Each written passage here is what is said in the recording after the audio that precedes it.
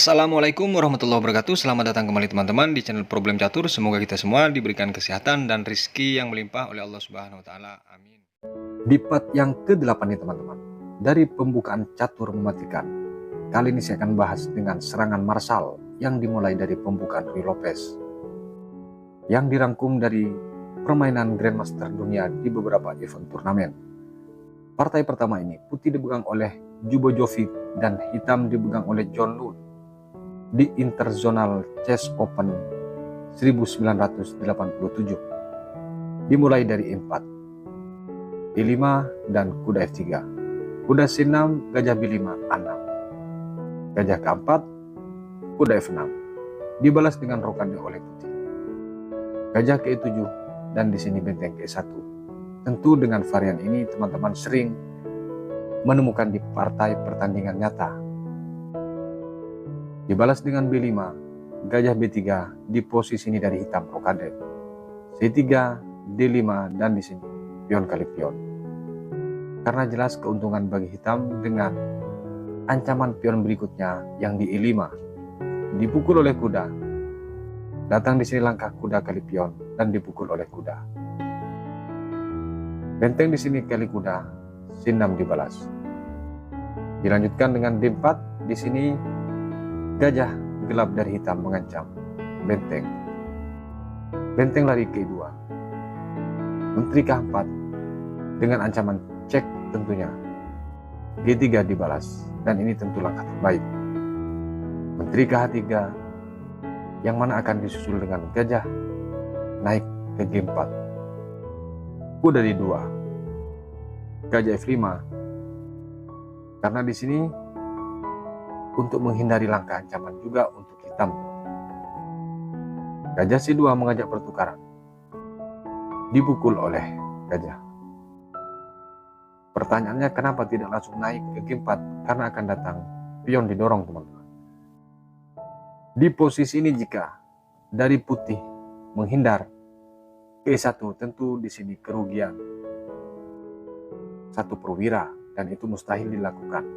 Walaupun di sini gajah D3 dan kuda F3, ujung-ujungnya di sini menteri tetap akan menghindar sebelum dia terjebak, dan kalaupun dia menaikkan raja, benteng akan tetap diambil. Kembali ke posisi di saat gajah di sini kali gajah. Langkah partai di sini dari putih memukul gajah yang di C2. Dari ini hanya terjadi pertukaran sekilas. Namun setelah F5 dan dibalas dengan C4, menteri di sini G4, sudah berbeda cerita teman-teman. Tekanan dari hitam sudah mulai terasa.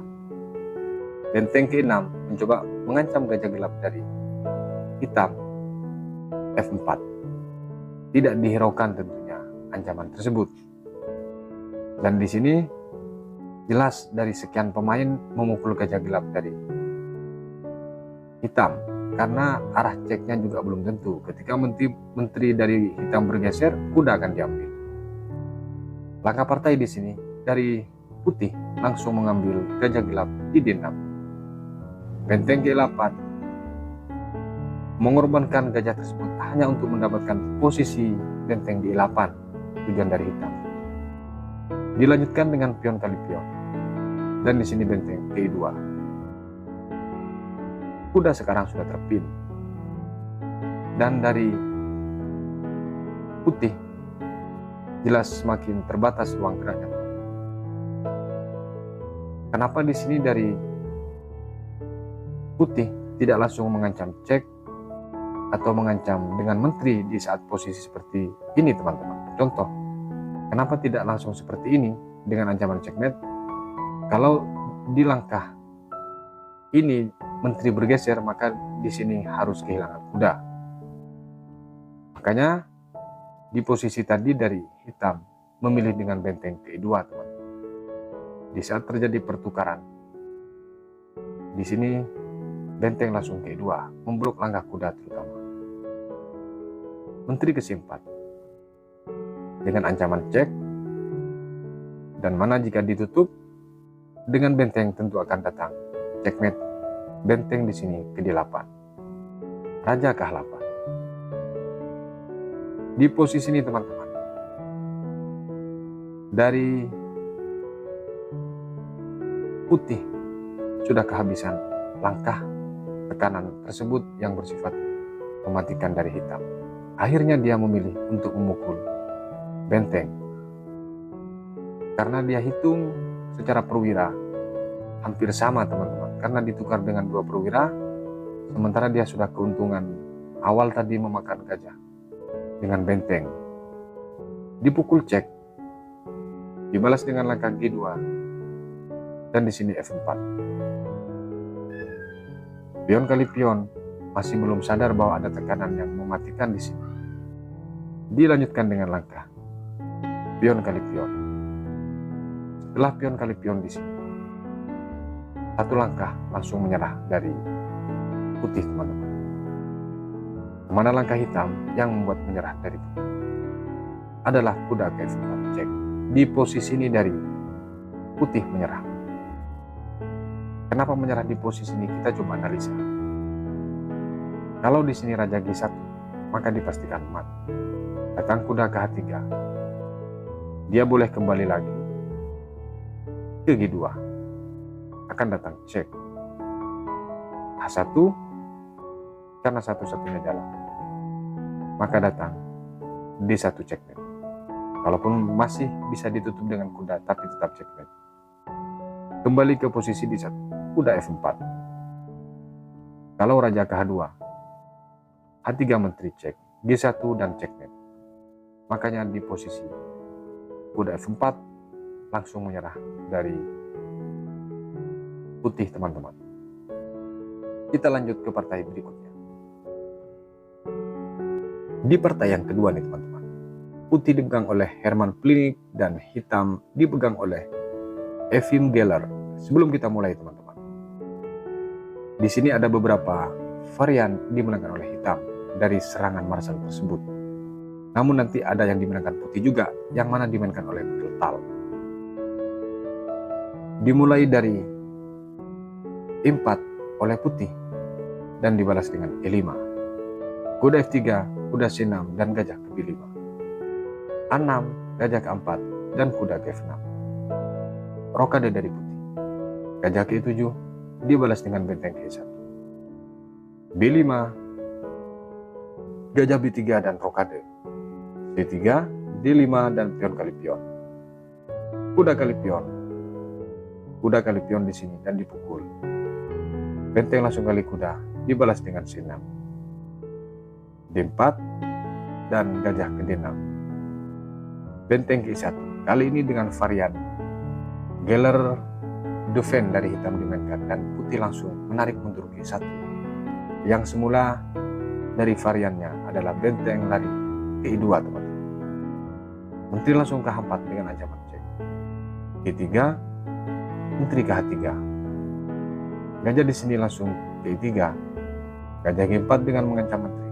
Dibalas dengan menteri ke D3.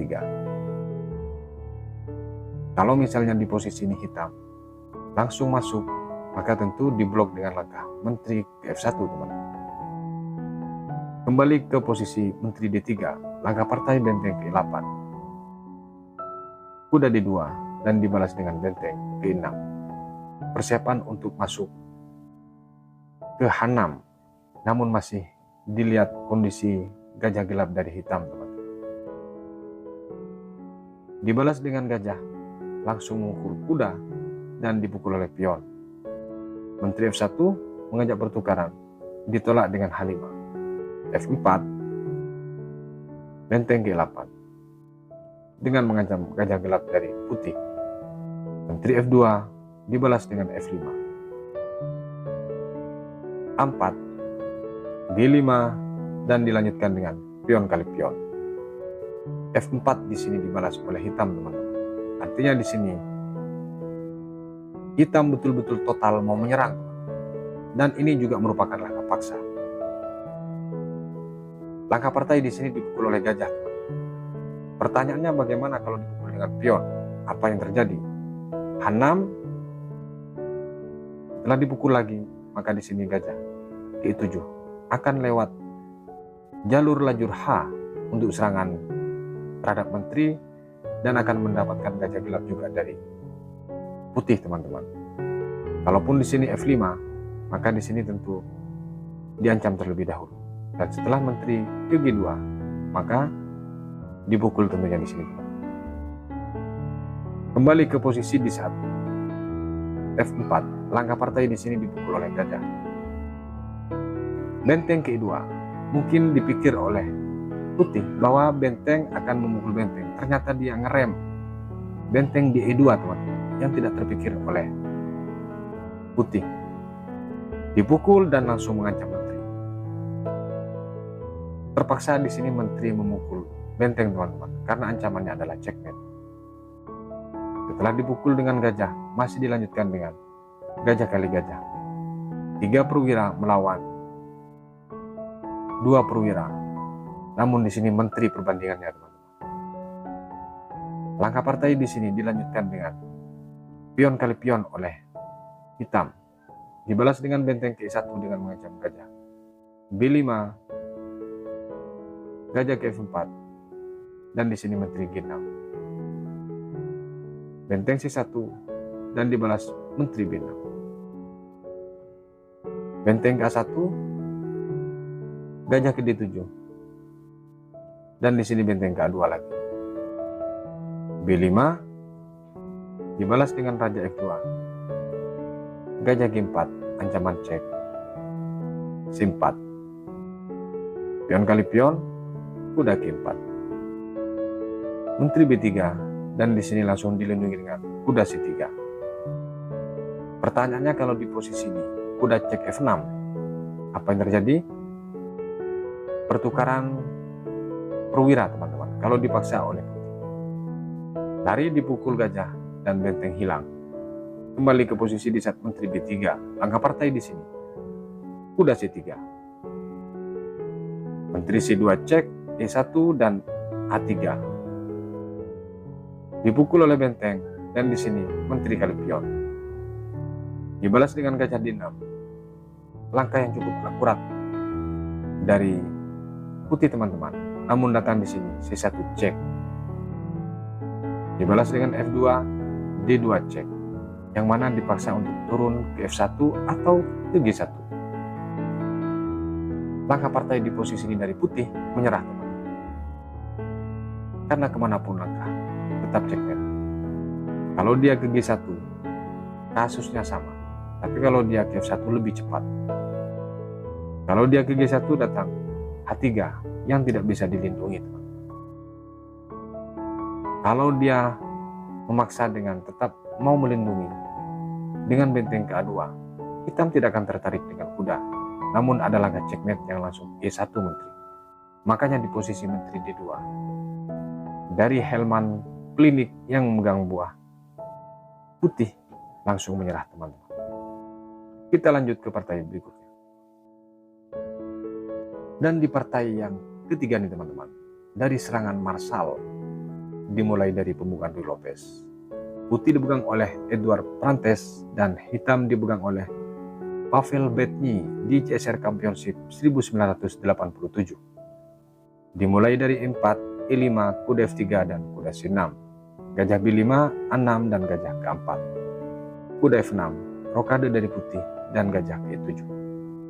Benteng E1, B5, gajah B3, rokade dari hitam. Di sini varian yang dimainkan oleh putih dengan varian yang berbeda dengan menaikkan C3, berniat untuk mendorong ke D4. Namun tetap didului di sini oleh hitam. D5, pion kali pion, kuda kali pion, dan dibalas dengan kuda kali pion. Kuda kali kuda dibalas dengan benteng kali kuda. C6, D4, dan dibalas dengan gajah langsung ke D6. Setelah benteng terancam, lari ke 1 dan di sini menteri ke 4. Ancaman cek lagi-lagi di sini, teman-teman. G3, menteri ke H3, dan gajah di sini G3. Gajah G4, menteri D3. Benteng G8 dibalas dengan kuda D2. Benteng E6, A4, F5. Menteri F1 langsung. Ditolak dengan H5, F4, dan di sini pion kali pion. Dipukul oleh benteng dengan target pion berikutnya, benteng B8. Setelah mengancam gajah terang, langkah partai di sini gajah mengambil kuda, teman-teman. Bagaimana kalau gajah ke D1, maka tetap akan diambil oleh hitam. Setelah terjadi pertukaran, maka di sini menjadi untung satu perwira tentunya. Kembali ke posisi di saat benteng B8, langkah partai di sini dari putih membalas dengan gajah mengambil kuda. Dipukul oleh pion, benteng kali pion, dan di sini benteng ke E8 lagi dengan ancaman gajah gelap dari putih. F2 menteri, G5. Benteng di sini memukul kuda dan dilanjutkan dengan benteng kali benteng. Pion di sini kali pion, benteng ke-6 lagi, dan di sini H4. F4. Di posisi ini diambil dengan pion oleh putih, teman-teman. Gajah di sini ke H3. Persiapan untuk cek yang mana tidak bisa ditutup. Dibalas dengan kuda F1. Langkah yang cukup bagus untuk antisipasi, menjaga petak untuk menutup ketika cek sekaligus menjaga gajah gelap dari putih. Di posisi ini dari hitam langsung mengambil kuda. Dipukul oleh raja, G4. Gajah D2 dipukul cek dan dipukul oleh gajah. H3 cek, G1 E6. F1 lagi E4. D2 menteri, F3 cek. Ini sudah masuk ke fase serba salah nanti. Gajah di sini ke D2. Dibalas dengan benteng E4 untuk mengambil pion yang di F4 tentunya. G6 dibalas H5. Simpat. Di sini baru benteng memukul pion F4. E1. H3 cek. Yang memaksa di sini putih sudah serba salah, dan di posisi ini dari putih langsung menyerah, karena kemanapun dia harus kehilangan menteri. Kalau dia salah menjawab malah bisa emat. Kalau di posisi ini raja ke-2, tentu dia harus kehilangan menteri dengan cek. Kalaupun ditutup harus hilang gajah, tapi kalau dia bergeser hilang menteri. Dipukul pion, berat untuk dilanjutkan, teman-teman. Kembali ke posisi bisa H3 menteri. Kalau ke D1 apa yang terjadi? Maka akan datang cek D4. Yang mana di sini kalau ditutup akan diambil. Ditutup misalnya, dipukul cek tetap. Dan setelah F2 satu-satunya, maka datang G2 ceknya. Tidak bisa ditawar. Makanya di posisi menteri H3 dari putih menyerah. Kita lanjut ke partai berikutnya. Di partai yang keempat nih, teman-teman, putih dipegang oleh Jan Timman, Grandmaster Super Power yang berasal dari Belanda, dan hitam dipegang oleh John Noon di Chess Radio Game Open 1983. Dimulai dari E4, E5, kuda F3 dan kuda C6. Gajah B5, A6, gajah keempat, kuda F6 dan rokade. Dibalas dengan gajah ke-7, benteng E1, B5 dan gajah B3, rokade hitam C3. Dibalas dengan D5. Pion kali pion, kuda kali pion, dan di sini kuda kali pion.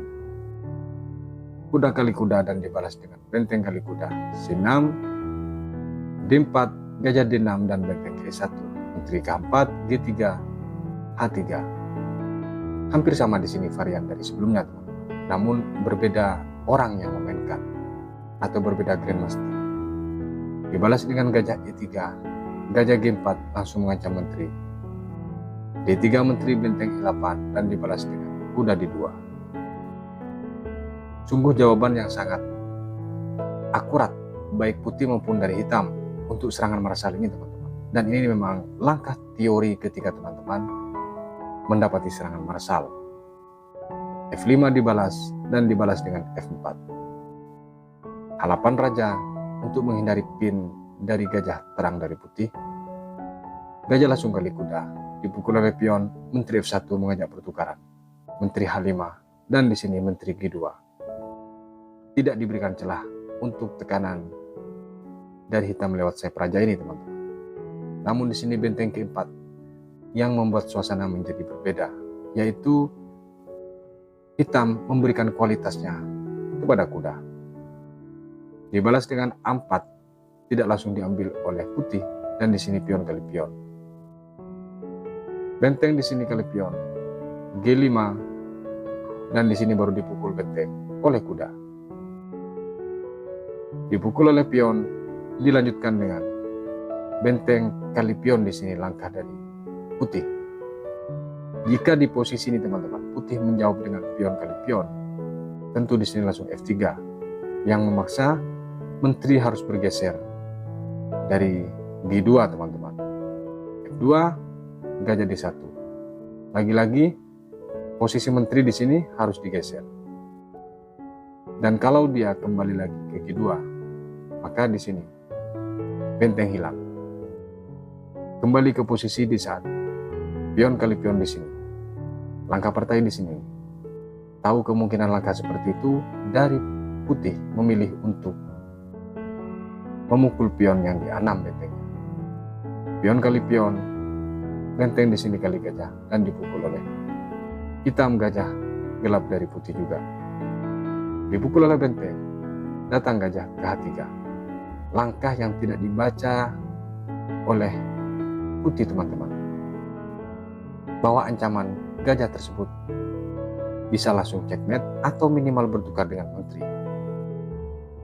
Langkah partai di sini dari Jantiman, Grandmaster yang berasal dari Belanda itu masih mencoba melawan dengan mendorong pion G4 dan langsung dipukul oleh John Nun. Di posisi ini dari Jantiman langsung menyerah. Kenapa menyerah di posisi ini? Karena kemanapun tetap checkmate langkahnya, teman-teman. Jika menteri kali menteri, maka datang checkmate. Kembali ke posisi, jika G3, maka datang D1 check. Masih bisa ditutup, dan ini juga checkmate, teman-teman. Makanya di posisi menteri kali pion, Jantiman menyerah atas langkah ini. Kita lanjut ke partai berikutnya. Di partai yang kelima nih, teman-teman, Efim Geller memegang buah putih, yang mana Efim Geller dengan indah permainannya di saat memegang buah hitam dari serangan Marsalin, dan selalu dimenangkan oleh Efim Geller tersebut. Namun di partai ini, Efim Geller memegang buah putih dan Peter Lukas memegang buah hitam, yang mana copy paste daripada permainan Efim Geller yang dimainkan oleh Peter Lukas saat memegang buah hitam ini menjadikan sangat tidak beraturan langkah dari Efim Geller yang memaksa dia kalah. Kita langsung mulai. E4 dimulai dari putih, E5, kuda F3 dan kuda C6, gajah B5 dan A6. Gajah keempat, kuda F6 dan langsung rokade. Gajah ke-7, benteng E1, B5 dan gajah ke B3. Seperti copy paste langkah dari Peter Lukas, teman-teman. Dibalas dengan rokade juga. C3, D5 dan pion kali pion. Kuda di sini kali pion. Dipukul pion oleh kuda dan datang kuda kali kuda. Dipukul oleh benteng C6, D4. Gajah ke D6. Benteng ke-2 dan dibalas dengan menteri ke-4. Ancaman checkmate. G3, menteri ke-3, kuda D2 dan gajah ke F5. Kuda ke-4, di sini gajah ke G4 dengan langsung mengepin benteng. Kuda G5 dengan mengancam menteri. Dipukul benteng sekaligus mengancam menteri. Dan di sini posisinya sama-sama terancam menteri, teman-teman. Namun jika di sini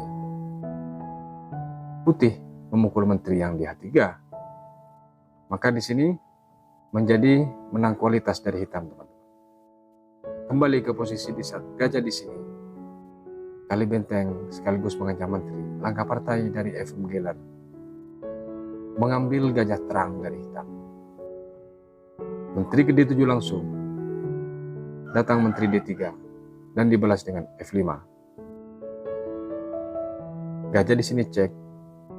Dipukul oleh pion, gajah ke F4. Mengajak pertukaran dan diterima di sini oleh hitam. Dipukul oleh pion, menteri ke-7 dan menteri ke-3. Lagi-lagi di sini ancaman checkmate tentunya. Namun dengan santai dari hitam membalas dengan H6. F3 kuda, persiapan untuk masuk ke E5 di sini. Menteri langsung ke E2. Di posisi ini teman-teman, dari putih langsung mengancam menteri dengan ke E1. Bagaimana dengan pion yang di B2? Jika dia menjaga pion di B1, maka datang menteri D3. F1 di sini menteri C2. Artinya pion ini tidak bisa dibela. Kalaupun di sini benteng ke E1 lagi, maka akan diadu oleh hitam. Ditukar, dipukul. Kalaupun di sini kuda ke H4 dengan ancaman ingin masuk, maka di sini benteng ke E2. Pion tidak jadi diambil, tapi dengan tekanan yang penuh di sini. Kembali ke posisi di saat menteri ke E2. Langkah partai di sini. Dari putih membalas dengan langkah benteng ke E1, yang mana langsung mengancam menteri. Menteri kali pion dibalas dengan kuda ke E5. Dilanjutkan dengan benteng ke C8. Ancaman pion sekaligus mengancam menteri. F3 dengan ingin mengambil pion sekaligus cek. Menteri di sini kali pion. Cek dibalas dan raja ke H7. Dilanjutkan dengan langkah benteng ke E3. Menteri C2, raja G2 dan benteng ke F6. Persiapan untuk cek ketika kuda ini lari. H4 dibalas, menteri C7, dan di sini menteri ke F3 lagi. Menteri D8 dengan mengancam pion. D5 dibalas, D6 dan kuda ke F7 sekaligus mengancam benteng di sini. Dan menteri, maksudnya dia ingin mengambil kualitas. Lupa kalau benteng ini bisa balik, teman-teman. Langkah partai dari hitam. Benteng G6 cek. H3 raja, F6 langsung menteri. Dengan maksud mengancam kuda. Kuda ternyata ke E5 lagi. Benteng langsung G1. Detik-detik di sini membingungkan langkah dari seorang FM Geller. Dan ternyata teman-teman, di posisi ini FM Geller langsung menyerah. Kenapa menyerah di posisi ini? Karena akan datang benteng menyusul ke C1 teman-teman. Bagaimana kalau di posisi ini dia mendekati benteng, maka tentu dicek, dibiarkan benteng itu diambil. Dan masalahnya kalau diambil apa yang terjadi? Maka datang langkah benteng cek. B1 percuma, tetap akan dipukul. Dan ketika G2, maka di sini H1. G3, ya tidak perlu saya jawab kemana langkahnya. Tentu teman-teman tahu. Ya, adalah cek dengan benteng G1 sekaligus checkmate teman-teman. Karena dengan menteri nanti akan disusul sekaligus akan checkmate. Makanya di posisi benteng G1. FM Geller yang lihai di pembukaan ini saat bermain di buah hitam sekarang harus kalah karena buah putih. Kita lanjut ke partai berikutnya. Dan di partai yang terakhir nih teman-teman, dari martial attack atau serangan martial dimenangkan oleh putih, yang mana putih dipegang oleh Michael Tal, hitam dipegang oleh Nikolai Grogius di USR Championship 1962. Dimulai dari E4, E5, kuda F3 dan kuda C6. Gajah B5, A6 dan gajah K4. Kuda F6, rokade dari Tal. Gajah K7 dibalas dengan benteng E1, B5, gajah B3, rokade dari hitam. Tentu di sini dengan varian yang sama, teman. Namun bedanya di sini kualitas dari pemain di saat melakukan teknik pembukaan maupun kombinasi. C3 dibalas Michael Tal, D5 dan di sini pion kali pion, kuda kali pion, kuda kali pion dan kuda kali kuda dipukul oleh benteng C6, D4 dan di sini gajah ke D6. Benteng G1 dibalas dengan langkah menteri K4 dengan ancaman cek. G3 dengan santai, H3 gajah ketiga dan dibalas dengan gajah keempat, langsung mengancam menteri di sini. Menteri ketiga persiapan untuk dipaksa peraduan jika tidak bisa dihindari. Gajah langsung ke F3 di sini. F1 menteri, D7 dan dibalas dengan kuda kedua dengan mengancam gajah terang dan hitam. Kalau di sini gajah K5, maka kuda keempat kembali ke posisi di saat menteri D3 di sini. Langkah partai di sini dari hitam membalas dengan benteng E8. Kuda kedua, benteng ke-6 berniat untuk menyusun tentunya. Di sini gajah kali kuda langsung. Karena ini yang bisa manuver memukul gajah gelap dari putih, teman-teman. Dipukul oleh pion A4, B4 dan menteri F1 setelah mengajak pertukaran di sini. Ditolak dengan menghindar. D4, pion kali pion, menteri kali pion. D5 mencoba mendesak tetap dari hitam, teman-teman, hingga dia merusak pertahanannya sendiri. D5 dibalas dengan mengancam benteng H6. Lagi-lagi di sini aja checkmate. H4 dibalas oleh Mekeltal. Di posisi ini, teman-teman, jika dari hitam memilih mengambil pion, apa yang terjadi? Maka tentu diambil terlebih dahulu bentengnya oleh putih, teman-teman. Kembali ke posisi di saat H4. Langkah partai di sini benteng ke-8 dengan maksud mengancam menteri, menghindari arah tekanan, atau ada kemungkinan konflik kombinasi. Menteri ke D3 dibalas dengan langkah pion kali pion sekarang. Dipukul oleh tal. Pion kali pion lagi-lagi tetap ngotot untuk bisa mematikan di sini dari hitam, teman-teman. Pion kali pion sementara belum bisa masuk. Namun di sini gajah gelap dari putih tentu setelah memakan benteng tidak ada yang jaga. Hitam mengambil gajah dan benteng, diadu oleh tal. Diterima, dipukul oleh benteng gajah ke-8. Sementara di sini putih belum bisa masuk, teman-teman. Menteri langsung ke D4 dengan mengancam gajah terang. Dan jika di sini dari hitam misalnya membalas dengan gajah memukul pion dengan ancaman cek tentunya, maka tentu dicek terlebih dahulu, yang mana ketika diadu di sini datang cek. G7 baru sekarang dipukul. Kalau dipukul dengan raja, gajah juga hilang. Tentu harus dipukul dengan pion. Kembali ke posisi di saat menteri D4. Langkah partai gajah D7, teman-teman, untuk menghindari kemungkinan cek. Dibalas dengan langkah benteng C2. Menteri ke H5. Masih pura-pura sembunyi dia langkahnya, teman-teman. Kuda ke-4. Dan dibalas dengan gajah ke-5. Setelah menteri ini terancam, ditarik ke D2 lagi. Dan di sini baru dipukul. Sekaligus mengancam benteng. D6 dibalas oleh Mekeltal. Perhatikan, tentu di sini dikorbankan dua perwira lanjutan daripada langkah ini, teman-teman. Kalau hitam menerima, misal di posisi ini, hitam memilih dengan memukul benteng, maka tetap D7. Gajah C7, maka sekarang udah cek. Kalau tidak dijaga tentu promosi. Kalau dijaga di sini kena menteri, teman-teman, dari hitam.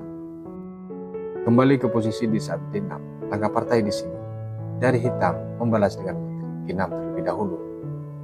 Menjaga sekaligus mengancam kuda dan pion. Langkah partai di sini dari tal. Benteng ke C5. Tentu di sini ancamannya harus kehilangan menteri dari hitam. Dijaga dengan F6 gajah dan di sini dipukul cek. Dipukul oleh menteri D7. Di posisi ini dari hitam langsung menyerah, teman. Karena ini tentu minta satu perwira. Kalau dijaga dengan menteri, maka menteri harus hilang, teman. Karena langsung datang benteng mengancam di Silapan. Makanya di posisi ini dari Nikolai yang megang buah hitam langsung merupakan raja. Itulah dari serangan Marshal buah hitam dan putih, teman-teman. Next time akan lebih lengkap yang putih daripada yang hitam. Semoga bermanfaat. Sampai berjumpa di video berikutnya. Wassalamualaikum warahmatullahi wabarakatuh.